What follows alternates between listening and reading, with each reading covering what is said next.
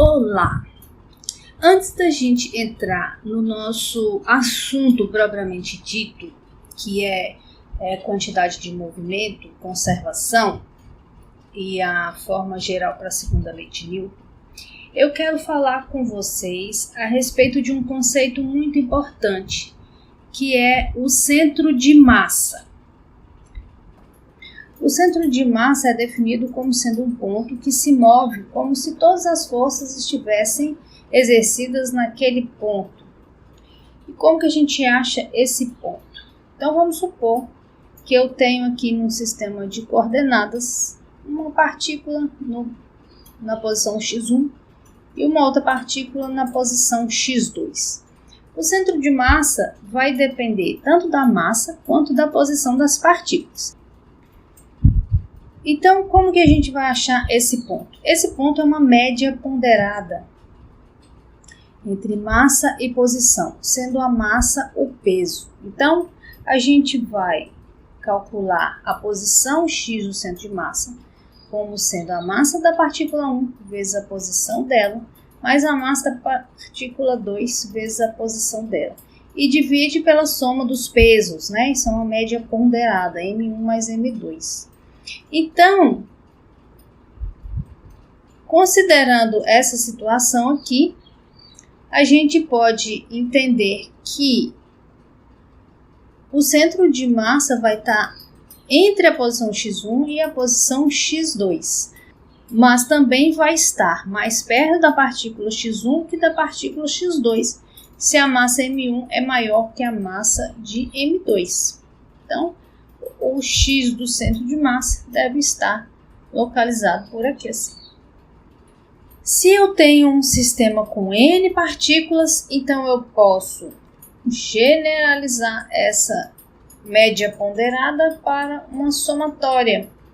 Uma somatória sobre todas as partículas, todos os produtos M1, X1, M2, X2, M3, X10, M4, X4, assim sucessivamente até Mn, Xn. E divido pela soma das massas de todas as partículas, M1 mais M2 mais M3 mais M4 mais Mn. A soma de todas as massas das partículas é a massa total do sistema, que a gente vai chamar de M maiúsculo. Então, a partir deste ponto, todas as variáveis minúsculas se referem às partículas e todas as variáveis maiúsculas se referem ao sistema. Okay? Então, M maiúsculo é a massa total do sistema. M minúsculo é a massa de cada partícula, M1, M2 e assim sucessivamente, para cada uma das partículas. Ok? Então, se eu tenho um sistema de partículas em 3 dimensões, eu vou fazer o mesmo procedimento para cada uma das dimensões. Então, eu vou ter a posição x do centro de massa, 1 sobre m total, somatório de m e xi. O y do centro de massa, 1 sobre m total, somatório de mi, y, i. E o z do centro de massa, 1 sobre a massa total, m, i, z, i, dentro do somatório. Okay? Lembrando, o M maiúsculo é a soma das massas de todas as partículas do sistema. E considerando a representação de vetores, a gente pode chamar a posição de cada partícula de RI, onde o R é a posição em 3 dimensões de cada partícula, XI é a componente na direção do eixo X, YI é a componente na direção do eixo Y e ZI é a componente na direção de K. Então, a posição R do centro de massa vai ser a massa MI vezes a posição RI daquela partícula, né? Agora, se eu tenho corpos maciços, essa somatória se transforma em uma integral de x dm.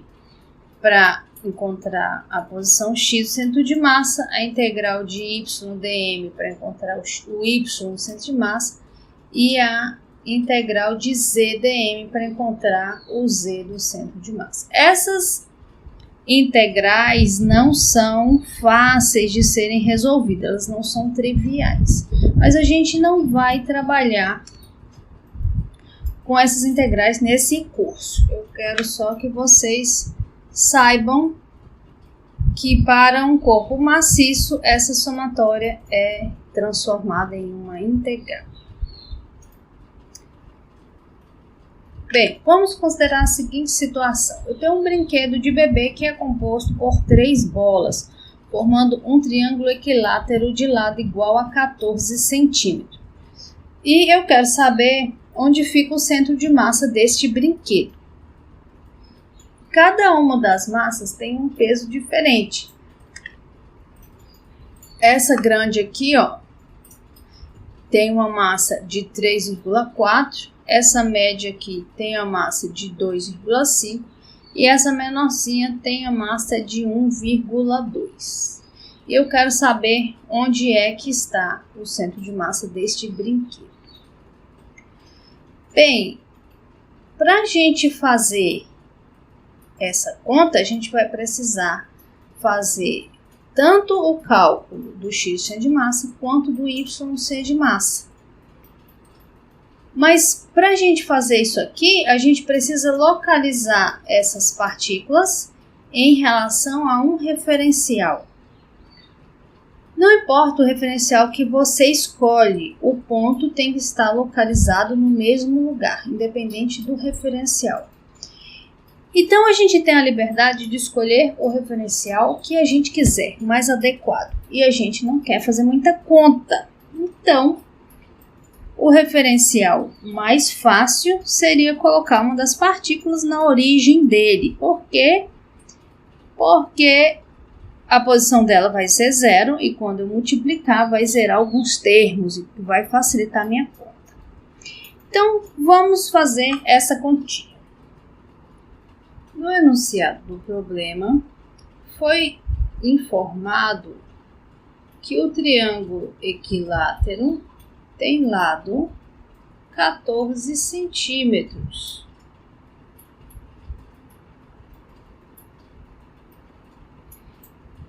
Então, como eu posso localizar cada uma dessas partículas nesse sistema de referência?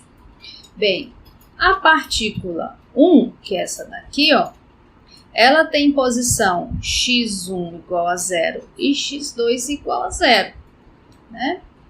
Já a partícula 2 aqui, ela vai ter posição x2 igual a 14 e y2 igual a 0. Agora, e essa daqui? No enunciado do problema foi dito que esse triângulo é um triângulo equilátero. Então, se eu pegar aqui, ó, a altura desse triângulo e projetar no eixo X, eu divido a base em 2 lados iguais. Então, esse ponto aqui vale quanto? Vale a metade desse lado, que é, então, 7 centímetros. Então, o x3 é igual a 7 centímetros. Agora, quanto que vale o y?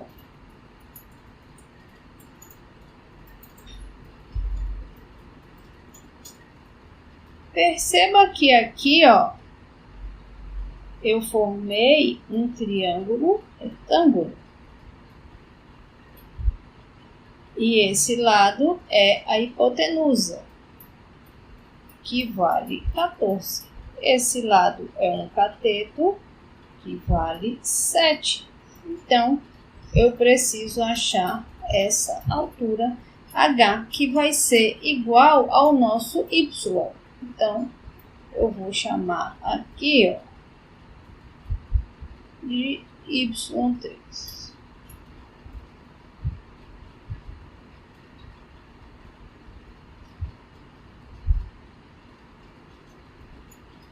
Então, 14 ao quadrado, que é a hipotenusa, é igual ao y3 ao quadrado mais 7 ao quadrado.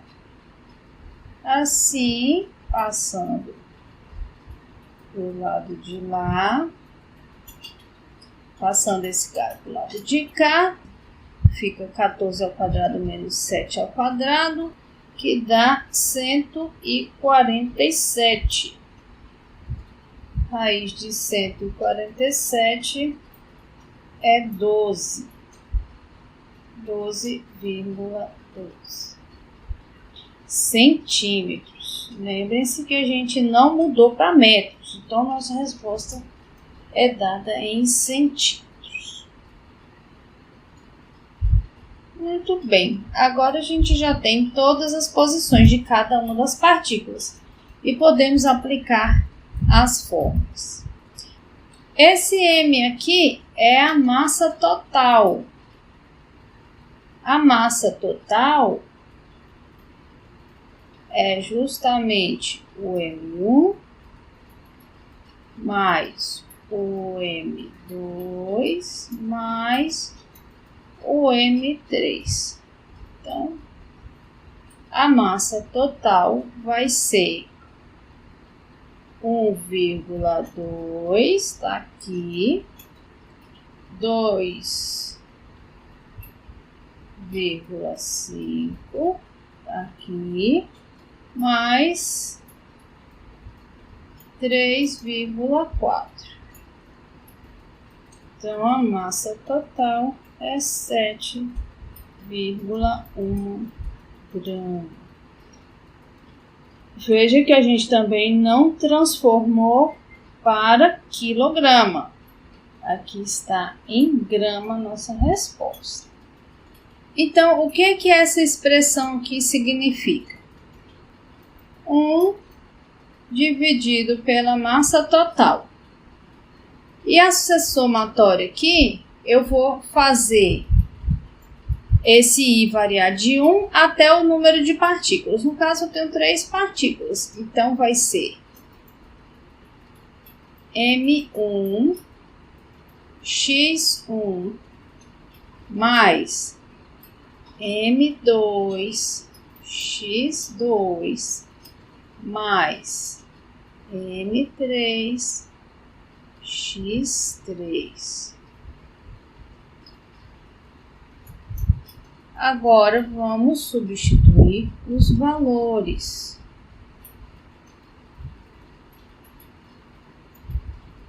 O M maiúsculo é 7,1. A gente já calculou. 7,1. A massa M1 é 1,2. Vezes a posição X1, que é 0. Mais a massa M2 é 2,5.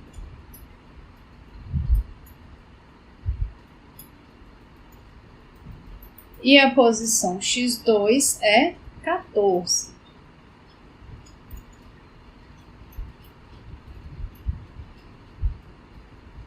Mais a massa M3, que é 3,4, né? Tá aqui. E a posição X3 é 7 centímetros.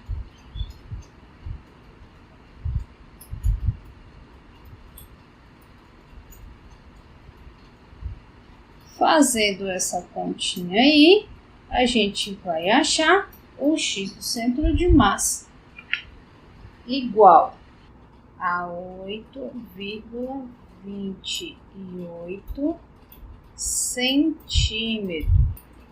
Atenção para as unidades.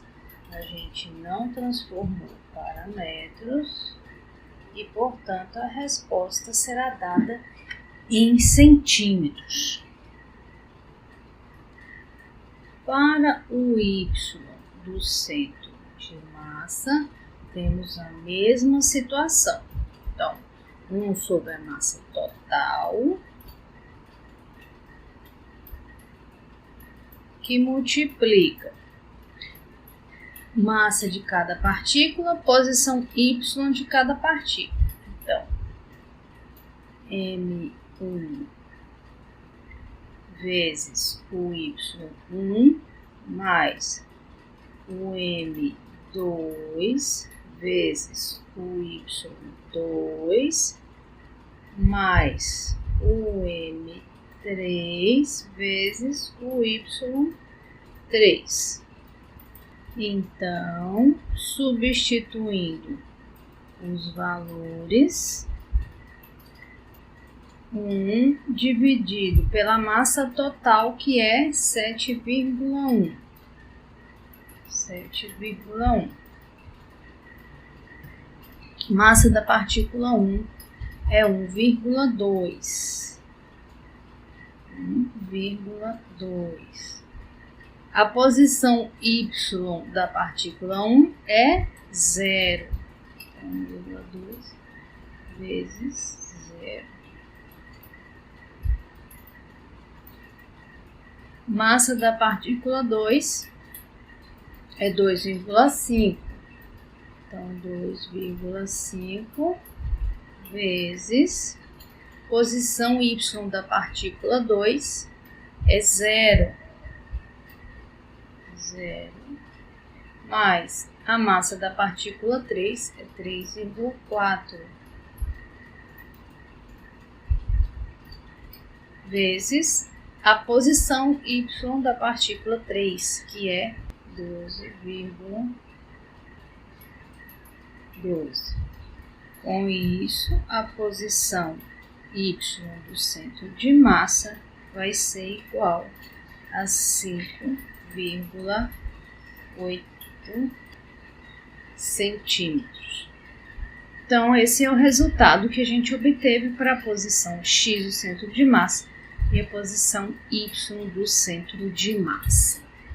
Então, localizando o centro de massa aqui na nossa figura, a gente pode perceber que ele vai estar um pouco mais para cá do meio da figura em relação a X, porque a metade aqui era no 7 e deu 8,28. Por que isso aconteceu? Porque se você somar aqui a massa das partículas desse lado, você tem 2,5 mais 3,4, que dá 5,9. E do lado de cá, você tem 3,4 mais 1,2. Então, a massa desse lado é maior que a massa desse lado. Então, a posição do centro de massa vai ficar deslocado para esse lado, em relação à metade aqui do triângulo. Agora, com relação a Y, ele vai ficar um pouquinho abaixo da metade, que a metade de 12 aqui seria no 6, ele está 5,8, bem pertinho da metade. Por que ele não ficou acima, já que essa massa é maior? Porque se você somar a massa dessa com essa, é maior do que essa. 1,2 mais 2,5 dá 3,7. Então, a massa embaixo é um pouquinho maior que a massa de cima. Então, com relação a esse ponto, ele vai ficar um pouquinho abaixo da metade. Ok? Bem, na próxima aula a gente vai ver como quantificar o movimento e também a generalização da segunda lei de Newton para sistemas de partículas e sistemas de massa variável.